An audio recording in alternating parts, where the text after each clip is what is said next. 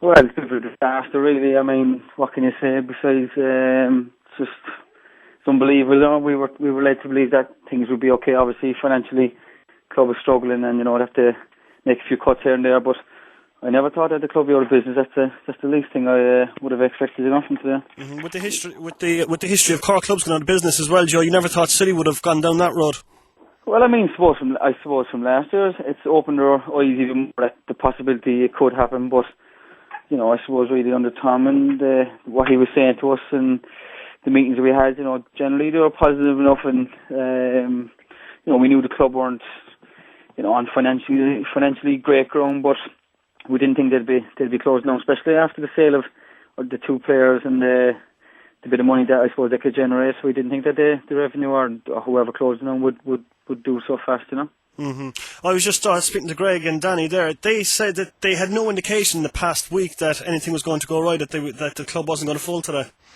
No, totally not. I mean, I met Tom Collin, I think it was last Thursday. Basically, the club wanted the players to look at their contracts, maybe, take a few pay cuts because financially they couldn't keep going. And, I think the players were willing to talk to them and see where we could go. But the least I expected, and he never gave me any indication that the club would be gone today, that it was going to be such a dramatic sort of outcome. Like. Joe, you've been a fan of the club before you ever played for the club. It has to be heartbreaking for the fans as well. Oh, it's heartbreaking for everything. I mean, for everyone. I mean, not just for the fans, but obviously Cork football and everyone in social, even League of Ireland football. I mean, this is a disaster.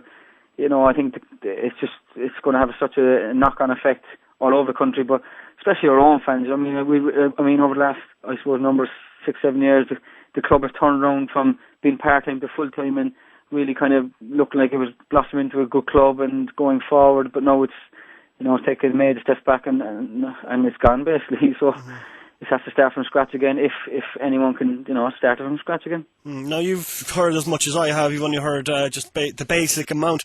Are the players going to be meeting up and discuss what's going to happen and what's going to happen with the game on Friday and all that? Oh, to be honest, Roy, I literally 2 minutes ago before you rang me, it's the first I heard it, so I don't know what's going to happen. I suppose we'll have to wait until tomorrow. I presume we'll have to just go in tomorrow and train and just discuss, what's happening and take from there really. It would be heartbreaking for all the players to leave Cork City because they've settled in so well. The likes of Danny Murphy, Dan Murray have come over here. They've made Cork their home, and for this to be pulled out of their feet, along with the rest of the players, it's going to be very, very hard for the players to take.